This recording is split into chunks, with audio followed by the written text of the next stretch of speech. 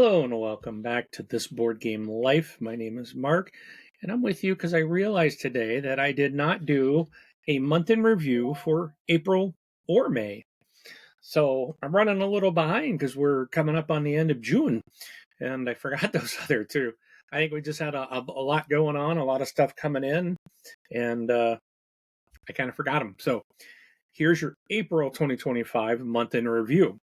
And if you're new to the channel, basically, I just kind of go through what I played in a specific month, share quick little tidbits or comments about them. But so let's get started. Beginning of April, my group and I did complete our Clank Legacy 2 Acquisitions Incorporated Darkest Magic Legacy campaign run. So we did complete that game. I think between Clank Legacy 1 and 2, I feel like I liked the story of the first one better. And I liked some of the new things they brought in to the second game, but overall I think I enjoyed the first one better. And it could be simply because my group and I, we went through the first campaign, and we did it very recently, so we only had a little downtime before I got the second one in, and we jumped right into that. So I know by the time I was done, I'm really burned out on Clank, because we also played Clank Catacombs. I think I had played some Clank Space, and I think I was just like, I'm really clanked out. So it might have been a little bit of that, but I think overall my experience was a little more enjoyable in the first Clank Legacy. But they're both really good games. If you like Clank and you like some Legacy games, check it out. Also, I got to play for the first time Architects of the West Kingdom, and I really do enjoy this game a lot. This was really fun. I like how it's a worker placement but you can have like your guys go to prison, and or you can send other people's guys to prison, or you can capture them. And it's just kind of there's some really unique ways of like when to pull your people back. And okay, it might be okay to go to prison because you can still get them out of there. And but it's a really fun worker placement. Next, I did a bunch of solo games. So I played Reckland Run, which is a kind of think of like a Mad Max. You've got your car. You're gonna equip it out with certain weapons and defensive capabilities, and then you're gonna go through a couple of different rounds till the boss car comes out, and you're gonna have all these minions that are gonna go around your car, front, back, left, right, and they're going to be shooting at you. You're going to be shooting at them, and you need to survive up until the end and take out the final boss. And it's a really neat little solo player game. I really did enjoy that. Played that several times. Another great solo game is called Wraith and the Giants. This one, you are kind of it's a solo. Again, this is solo. You are kind of using this character, and you have like your character really has three different phases. There's the young, the adult, and then the elder. And your character's going to have different abilities as you go through the different variations of your life. But as the young, you're going to basically kind of fight all these giants.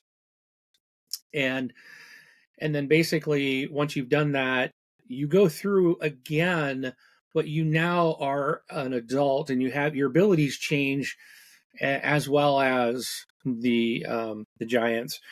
So it's like you can kind of go through the game like three times in the whole story campaign, because in the end you'll be the elder. Again, you're going to have different abilities and stuff. Now, I have not gone all the way through that multiple times. I just played kind of the first one, and unfortunately, I got so many games that I still got to get to. It's becoming a problem. I'm gonna have to stop buying games. I think I just have way too much that I can't even get these things played. Or when I play something that I like Reckland Run or Wraith and the Giants, I get to play it once or twice, and then it goes back on the shelf. All right, I also played another solo game, Proving Grounds. You are like a gladiator fighting in an arena, and this is trying to remember. It's a you're rolling dice, and it's very interesting because you have to get certain dice rolls to fight the different people depending on where they're at, and you have to like get, I think you have to get pairs, but then like to roll a dice you can't, like if you already have twos you can't, if you're trying to roll for twos or something you have to like take those back to re-roll type. It's, I'm trying to remember, it's been a while, it was a couple of months ago that I played that, but it's very interesting and really makes you think about, okay, how am I doing this, how is this working. All right. Also, I got to play Slide. This is a fun little game that you basically have like 16 cards that are upside down. You don't know what they are. They're all number cards. And everyone is going to just grab one and flip it up and put it in the center of the table. And whoever has the first player marker, they get to pick which card they want to put into their deck. And it'll go back in face up. But you can't put it where you drew your card from. You have to slide it in from top, bottom, left, or right into a row or column that has that space. So everything is going to be shifting every time you put a card, you draw a card and you put it into your pile. It'll never go where you took one out.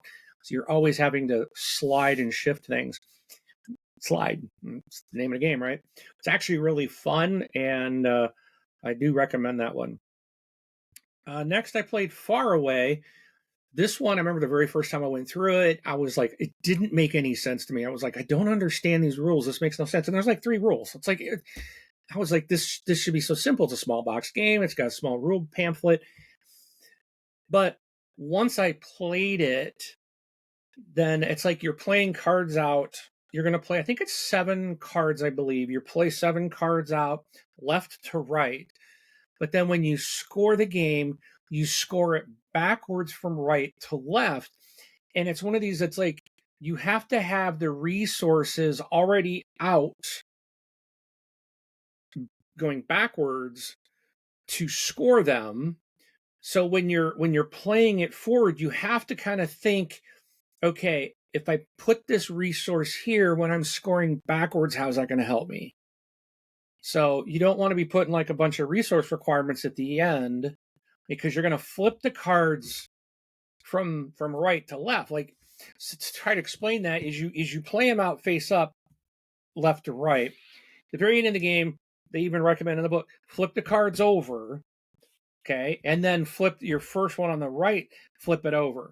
And then it's like you have to have these resources available to get the points, but everything is turned over. So if you have something at the far end that requires like 4 stones, well, if there's not 4 stones on that particular card, you're not going to get the points for it.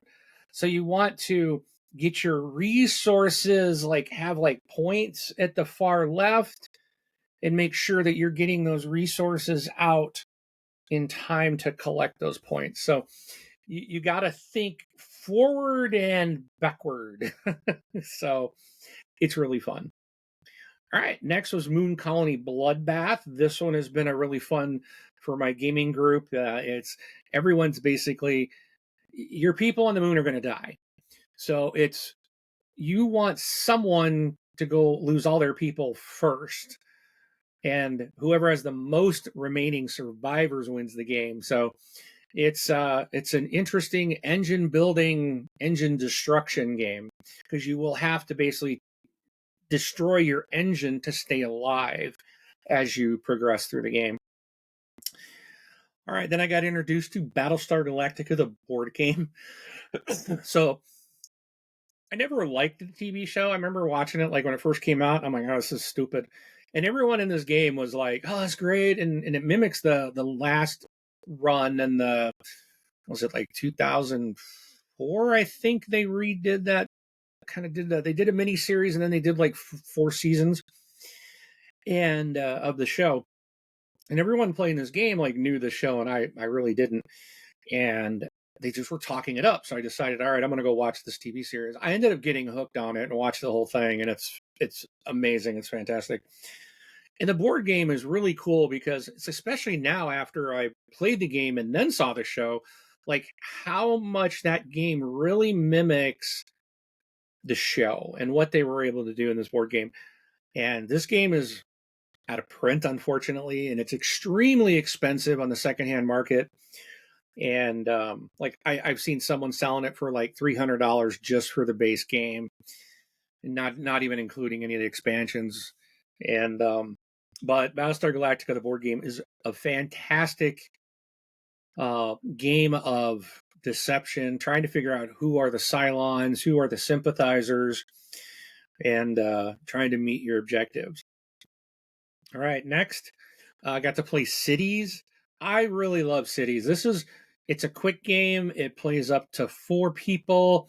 You are just on your turn. You're doing one thing. You're either getting your building tile, your building blocks. You are taking some what do they call those little things? Features, or you are getting a tile that allows you to build, or you are taking a point scoring card. And you do one, and you only in a 4-player game, you only get one of those each round because you're gonna take 4 turns, and you're gonna take one of each of those. So you are limited. Once you take something out of a certain row, that's it. You don't get to do that until the next round when all new stuff is put out. So you're trying to always think what's going to gain me the most right now when I have the ability to choose. What am I going to take? And because you might want to take a feature, but a building tile you might want as well, maybe gone by the time it comes around to you. So you got a lot of this kind of thinking in your head of what's best to do. All right, next, played some Flip 7. Really love Flip 7. I know they claim it's the greatest card game of all time, something like that. It really is a fantastic, fun, push your luck card game. It's one of those, it's easy for everybody. Anybody can play of all ages, young to old. And even people that are hardcore gamers, we've played this and they've had a good time with it. So check out Flip 7. All right, next, Spectacular. This is one, you're basically building a zoo, but you have a zoo board, and you have tiles and dice on the left of your board, and then there's like this community board. It also has tiles and dice on it, and everything. You like roll the dice at the beginning of the game, and you put them on your board, and that's what they are for the whole game. And then you've got tiles you're going to randomly shuffle up and pull out that belong to your particular park, depending on your animal. And you have this other board that has tiles and dice. Those get rolled, those dice stay, but then that board will like rotate every turn.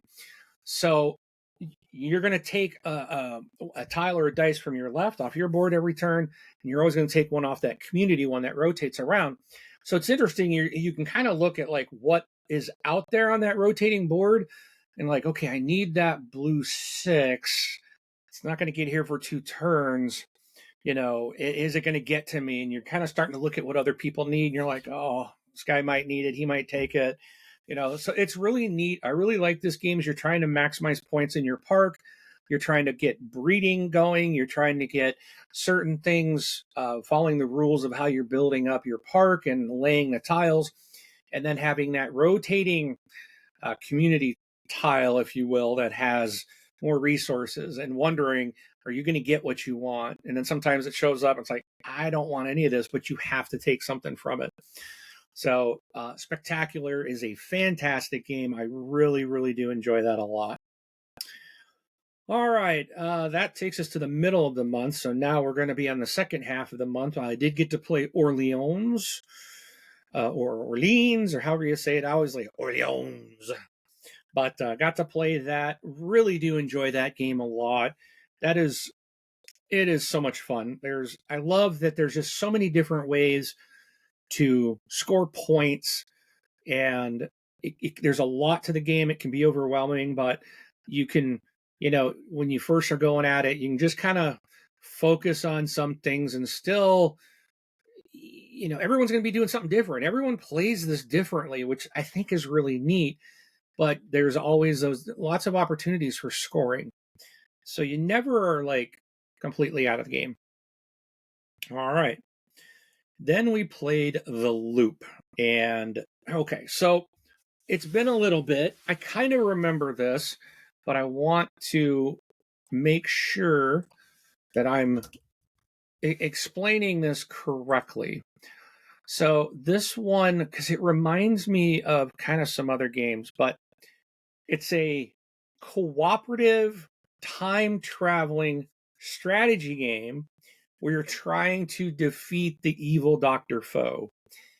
And you are, so there's like this board with this tower for these like cubes, and it's like a, what is this, octagon shaped. It's like seven sides.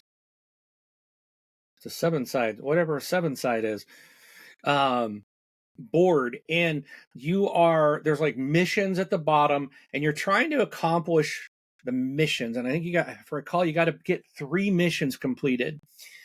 And if you can do that, then you can defeat the Doctor. But he's got some minions that help fight him, and you got certain things you're trying to do, and like where he's at, or this little tower will move and put like these cubes out, and like damage cubes or something to that effect. But it's really an interesting little game. I had a lot of fun with it, and so if you haven't checked it out, check out The Loop. It's from Pandasaurus Games, and it's unique. It kind of reminds me of, there's a couple other games where you're kind of fighting around this circle. It's not like Marvel United. It's not Marvel United. Marvel United would be like a very simplified version of kind of what this is. I've played, I can't remember. I think it's called the Rising games. I think they call them the Rising. So it was like Harry Potter, Death Eaters Rising, I think. I'm gonna double check. And then there was one that was like, yeah, a Death Eaters Rising game. So this is, um, but I think that one wasn't cooperative. I think you were playing because you're assembling your teams. But there was another one in the Rising series that was like I can't remember the name of that show. It's a very famous animated show, and there's a bunch of board games, video games. Um, I just cannot think of what it is. I can see the character. Avatar: The Last Airbender. I think that's what it is. Avatar: The Last Airbender. And I think that was a Rising. Let me see if I can find that. Avatar: The Last Ender. Yeah, Last Airbender, Fire Nation Rising. I think that was, so yes, this one is also got that kind of like that round board. There's the bad guy in the middle. But I think both of this and the Death Eater Rising, they're not, well, Avatar is a cooperative card and dice game. So maybe it's more familiar with that. So if you're familiar with Fire Nation Rising, then I think that's probably closer to what I'm thinking of with The Loop. And The Loop is just a lot of fun. So be sure to check that out if you have not seen that. Okay. Then I played Earth. So Earth is, oh man, is this a fantastic game. It's a lot of cards, and you are playing out, I think it's a 4x4 grid. I believe it's 16 cards you play out in your tableau, and you're trying to kind of build an engine and get these synergies going, so that like, oh, I'm going to get points by having certain cards in this column or in this row. And you are trying to plant your tableau, but you're also trying to put these seeds down and plant trees. And once someone has all their 16 card tableau out, then the game's going to end. So you're trying to also manage where everyone else is, because you don't want to be too slow in your tableau, but you also maybe don't want to be too quick either. So you got to keep an eye on where everyone else is, make sure you're not falling behind. But there are so many things going on.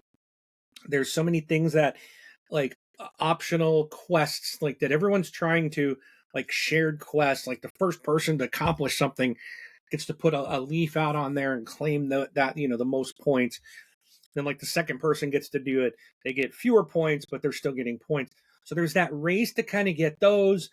There's, you gotta make sure you don't want to be, you really don't want to have fewer cards in your tableau when someone ends.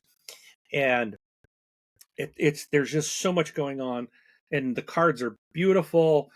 They're just, it's all very they're photorealistic because they're like real stock excuse me, like wildlife photos and nature photos and stuff.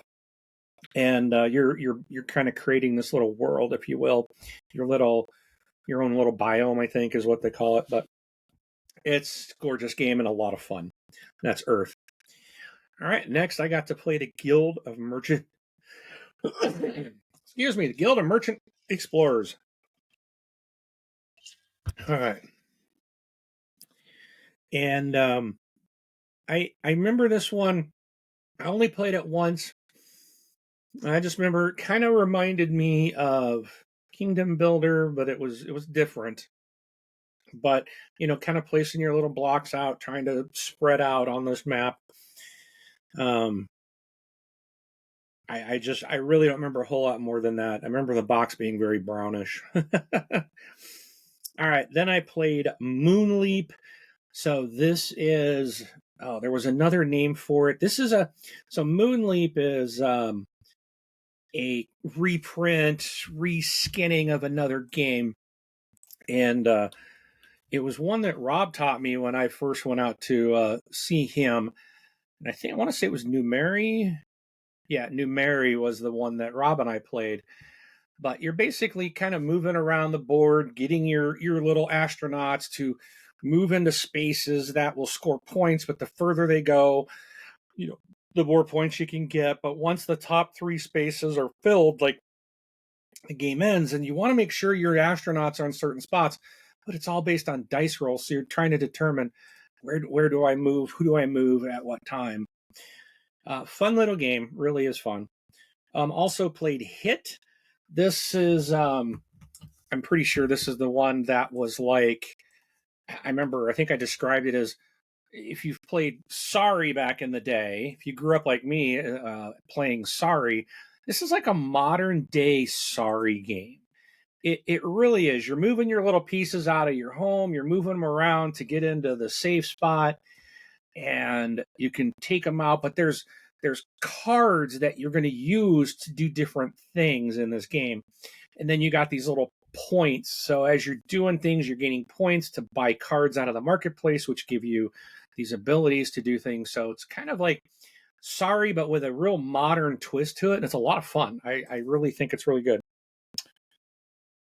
All right, then we played. Let's see. Okay, so this is the last day of April, so this wraps up. I got one more game to mention, and that is the Resistance. And I've got to look this one up. I, I kind of remember this, the Resistance. But it's, like I said, it's been a while. I remember, like, everyone gets like a, what do you call it? It's a not a hidden agenda, but let me look it up and see what it says. It's a social deduction game. Um, let's see, it's inspired by the Mafia Werewolf game, but it's unique in its core mechanics. Um, you're trying to find out. Yeah, you're either on the Resistance operatives or the Imperial spies.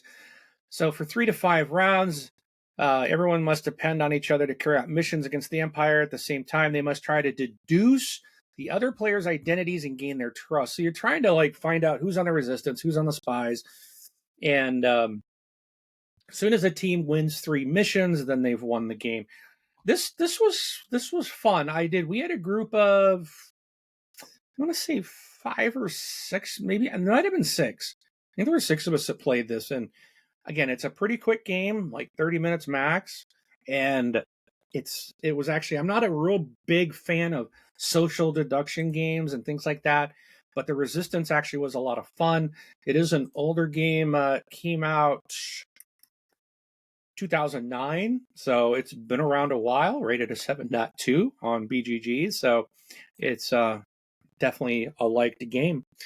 So that wraps up my month of April. I didn't do a count of, I guess I could look, if I go and look in April, I played a total of 20 games, 36 different times. And yeah, yeah, 20 games. I think I must have just marked out, I must have just talked about 20 different games because that's how many I played. So hopefully I caught them all. Hope you enjoy this little recap, and hopefully I'll get my May one out. I'm going to just go right into that, just go right into the May. So that video will probably follow this one the next day after seeing it. So if you do like this content, I do ask you hit that like button, hit that subscribe button, and hit that little bell icon. Make sure you select it so you know all the content that we're dropping, and you'll never miss out when we do drop something. All right, thank you so much. We appreciate you watching us. Hope you leave some comments, and we'll see you at the table.